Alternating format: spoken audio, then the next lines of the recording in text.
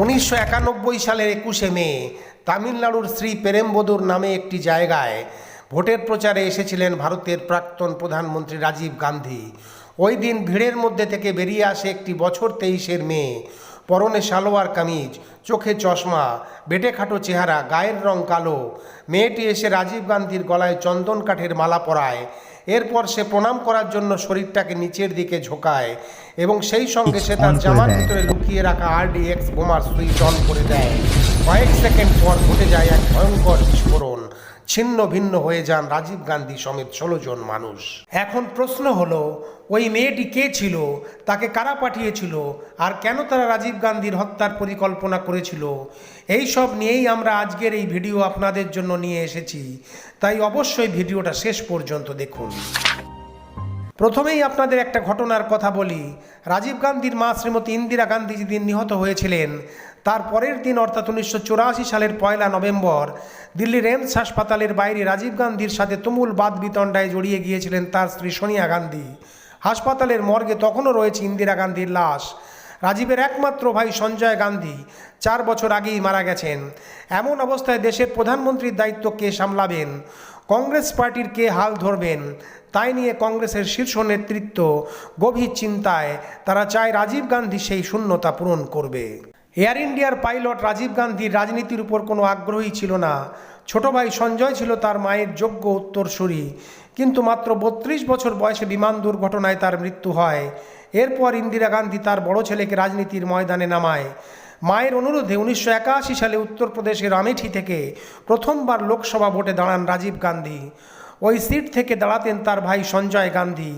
যথারীতি বিপুল ভোটে জয়লাভের মাধ্যমে সংসদ হন রাজীব গান্ধী। এতদূর পর্যন্ত ঠিকঠাকই ছিল, তবে একেবারে দেশের প্রধানমন্ত্রী, আর সেটা একদম মেনে নিতে পারছেন না সোনিয়া গান্ধী। স্বামী স্ত্রীর মধ্যে কথা কাটাকাটির এটাই ছিল কারণ। সোনিয়া গান্ধী ভয় পাচ্ছিলেন তিনি তার শাশুড়ির মতো নিজের স্বামীকেও হারাবেন। রাজীব তার স্ত্রীকে বলেছিলেন, আমি প্রধানমন্ত্রী হই আর না হই, আমাকেও অকালে মরতে হবে। কথাটি অক্ষরে অক্ষরে মিলে গিয়েছিল।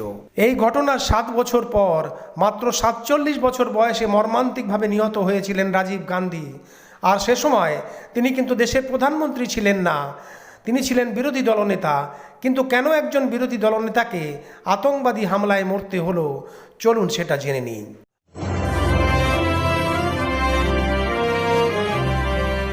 আমাদের ভারতবর্ষ যে বছর স্বাধীন হয়েছিল, ঠিক তার পরের বছর ব্রিটিশদের থেকে স্বাধীনতা লাভ করে আমাদের প্রতিবেশী দেশ শ্রীলঙ্কা। এই শ্রীলঙ্কার ইতিহাসের সঙ্গে রাজীব গান্ধীর হত্যাকাণ্ডটি জড়িয়ে আছে। ব্রিটিশ আমলে শ্রীলঙ্কাকে বলা হতো সিলন। সে সময় চাষবাস কলকারখানায় কাজের জন্য তামিলনাড়ু থেকে লেবারদের শ্রীলঙ্কায় নিয়ে যাওয়া হতো। জাতিতে তারা ছিল ভারতীয় তামিল। আর যারা শ্রীলঙ্কার মূল নিবাসী তাদের বলা হতো সিংহলি। 1948 সালে যখন ব্রিটিশরা শ্রীলঙ্কা ছেড়ে চলে গেল, তখন শ্রীলঙ্কার জনসংখ্যা 23% ছিল তামিল, কিন্তু সেখানকার চাকরি বাকরি এবং সমস্ত উঁচু উঁচু পদগুলি ছিল তামিলদের দখলে। যেহেতু তারা ছিল বেশি শিক্ষিত, এই কারণে সিংহলিদের মনে তামিলদের প্রতি বিদ্বেষ তৈরি হয়। সিংহলিরা যেহেতু সংখ্যায় বেশি ছিল, তাই তারা পিছিয়ে পড়া সত্ত্বেও রাজনৈতিক দিক দিয়ে তামিলদের চেয়ে অনেক বেশি শক্তিশালী ছিল। তারা সেই ক্ষমতাকে কাজে লাগিয়ে ধীরে ধীরে তামিলদের কাছ থেকে সমস্ত অধিকার ছিনিয়ে নিতে থাকে।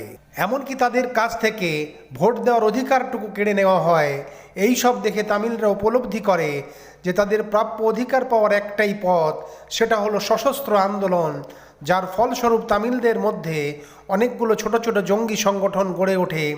তবে 1976 সালে ভেলুপিল্লাই প্রভাকরণের নেতৃত্বে গড়ে ওঠে LTTE, ছিল সেগুলির মধ্যে সব থেকে শক্তিশালী। LTTE পুরো কথা হলো লিবারেশন টাইগার অফ তামিল এলাম। 1982 সাল নাগাদ LTTE বাকি সমস্ত জঙ্গি সংগঠনগুলিকে একত্রিত করে নেয়।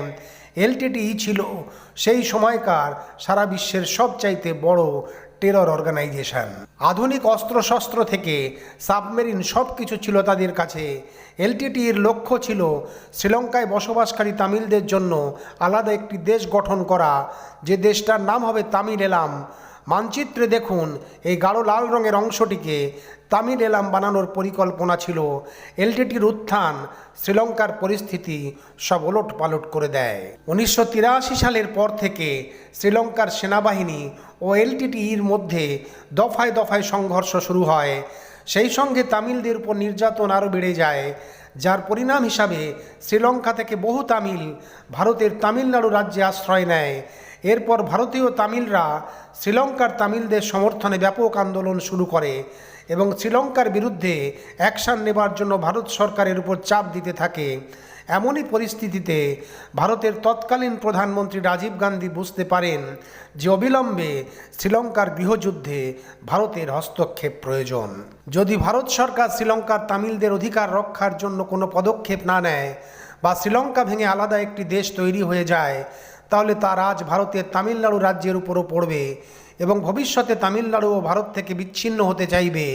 এদিকে শ্রীলঙ্কা সরকারও বুঝে যায় এলটিটিইর মতো জঙ্গি সংগঠন শায়েস্তা করতে হলে, দেশের শান্তি শৃঙ্খলাকে ফিরিয়ে আনতে হলে ভারতের সাহায্য একান্ত প্রয়োজন। তাই 1987 সালের 29 জুলাই ভারত ও শ্রীলঙ্কার মধ্যে শান্তি চুক্তি স্বাক্ষরিত হয়। চুক্তির শর্ত অনুযায়ী শ্রীলঙ্কা সরকার তামিলদের সমস্ত অধিকার ফিরিয়ে দেবে, তার বদলে এলটিটিইকে তাদের জঙ্গি কার্যকলাপ বন্ধ করতে হবে। চুক্তি স্বাক্ষরের আগের দিন অর্থাৎ 28 জুলাই এলটিটিই নেতা প্রভাকরণ দিল্লিতে এসে রাজীব গান্ধীর সাথে দেখা করেন। তাদের দুজনের মধ্যে ঘণ্টাখানেক মিটিং হয় আর রাজীব গান্ধী প্রভাকরণকে চুক্তির সপক্ষে রাজিও করান, কিন্তু প্রভাকরণ এতে সন্তুষ্ট ছিলেন না। তার মতে এই চুক্তির ফলে পরিস্থিতি কিছুদিন ঠিকঠাক থাকবে, কিন্তু তারপর অবস্থা ঠিক আগের মতোই হয়ে যাবে। আলাদা রাষ্ট্র ছাড়া সমস্যা সমাধানের অন্য কোনো রাস্তা নেই। প্রভাকরণ রাজীব গান্ধীর সাথে আরও একবার বসতে চেয়েছিলেন, কিন্তু রাজীব গান্ধী এর পরের দিনই শ্রীলঙ্কা পাড়ি দেন এবং পিস রেকর্ডে সাইন করেন। শান্তি চুক্তির পর রাজীব গান্ধীকে শ্রীলঙ্কায় গার্ড অফ অনার দেওয়া হয়েছিল, আর ঠিক সেই সময় একজন তামিল নেভি অফিসার রাজীব গান্ধীর উপর বন্দুকের বাট দিয়ে হামলা করে, কিন্তু ক্ষতি হবার আগেই তাকে আটক করা হয়। আর এই পরিস্থিতি থেকে বোঝা যায় যে এটা নামেই শান্তি চুক্তি ছিল, আসলে এর কোনো মূল্যই ছিল না।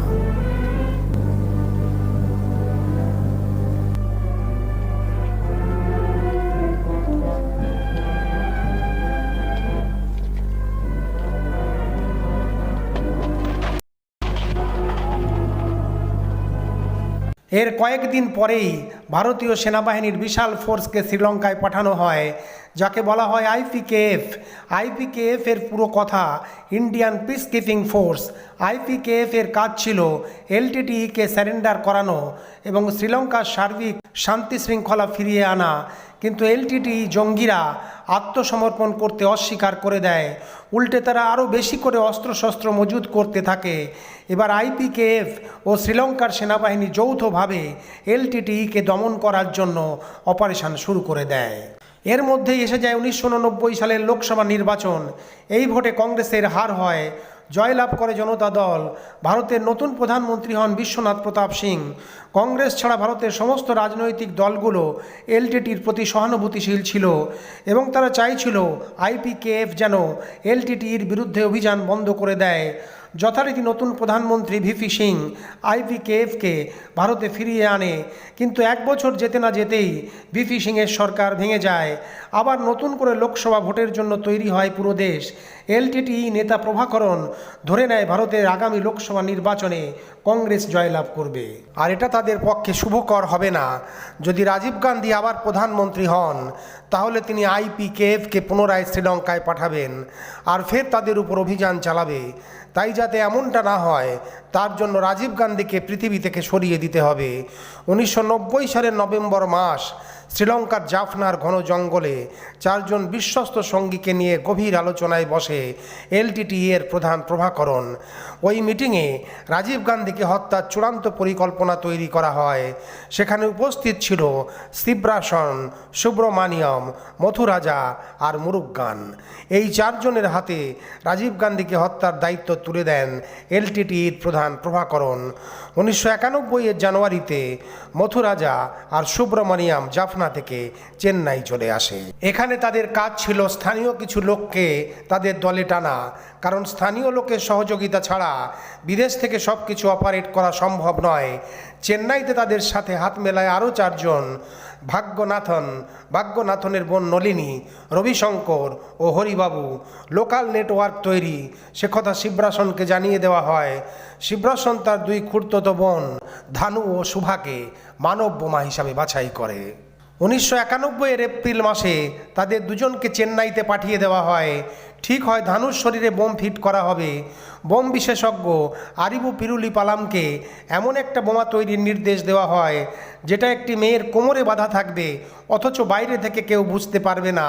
বোমা তৈরির পর শিবরাসন চেক করতে চেয়েছিলেন ধানু এই কাজের জন্য কতটা প্রস্তুত, বা নিরাপত্তা বেষ্টনী ভেদ করে রাজীব গান্ধীর কাছে যাওয়ার দক্ষতা তার মধ্যে আছে কিনা। এই জন্য ধানুকে জয়ললিতা ও ভিপি সিংয়ের র্যালিতে নিয়ে গিয়ে প্র্যাকটিস করানো হয়। এই পরীক্ষায় ধানু দুবারই সফল হয়। সব কিছু তৈরি, এবার শুধু সময়ের অপেক্ষা। তবে অপেক্ষা বেশি দিন করতে হয়নি, সঠিক সময় এসে যায়। 1991 সালের 21শে মে, ঘড়িতে তখন বাজে রাত 10টা। চেন্নাই থেকে 80 কিলোমিটার দূর শ্রী পেরেমবদুর নামক একটি জায়গায় ভোটের প্রচারে এসেছেন রাজীব গান্ধী। তাকে দেখতে বহু মানুষের ভিড়, তাদেরকে সামলাতে হিমশিম খাচ্ছে পুলিশ। মানুষের ঢল দেখে খুব উৎসাহী রাজীব গান্ধী। সময় তখন রাত 10টা। কংগ্রেস কর্মীরা একে একে তাকে অভ্যর্থনা জানালো। রাত তখন 10টা 30। মহিলা সমর্থকদের দিকে এগিয়ে গেলেন রাজীব গান্ধী।